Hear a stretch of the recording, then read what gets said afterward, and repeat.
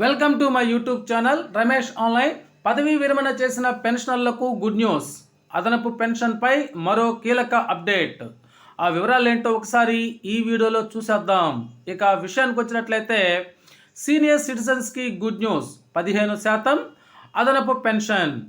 65 సంవత్సరాలు వయసు నుంచి పెన్షన్లకు వచ్చేటువంటి ఈ అదనపు పెన్షన్ను క్రమంగా పెంచాలని పార్లమెంటరీ కమిటీ ప్రతిపాదించింది. దీనిని ఎక్స్గ్రేషియా మొత్తం అని కూడా పిలుస్తారు. అయితే 65 సంవత్సరాల వయసు నుంచి వచ్చేటువంటి ఈ సప్లిమెంటరీ పెన్షన్ను మెర్సీ పెన్షన్ అని కూడా పిలుస్తారు. దీన్ని క్రమంగా పెంచాలని పార్లమెంటరీ కమిటీ ప్రతిపాదించింది. ఈ ప్రతిపాదిత పెన్షన్ పెరుగుదల అనేటువంటిది ఈ క్రింది విధంగా ఉన్నాయి.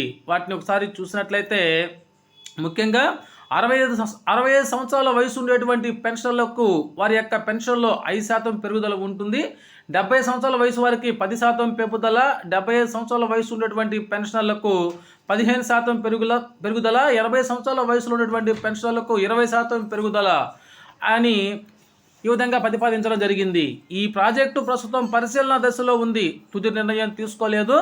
ఆమోదం పొందితే పెన్షనర్ల పదవీ విరమణ చేసినటువంటి కొన్ని సంవత్సరాల లోపు అనగా అతి కొద్ది సంవత్సరాల్లోనే ఈ అదనపు పెన్షన్లు పొందడం అయితే ప్రారంభిస్తారు. అయితే ముఖ్యంగా ఇది పెన్షన్లకు సంబంధించి కేంద్ర ప్రభుత్వ ఉద్యోగులకు సంబంధించిందే అయినప్పటికీ ఇది కనుక అమలైతే మిగతా అన్ని రాష్ట్రాల వారికి ఇది 65 సంవత్సరాల వయసులోనే ఈ పెంపుదల ఉండేటువంటి అవకాశం ఉందని నిపుణులు అయితే అభిప్రాయపడుతున్నారు.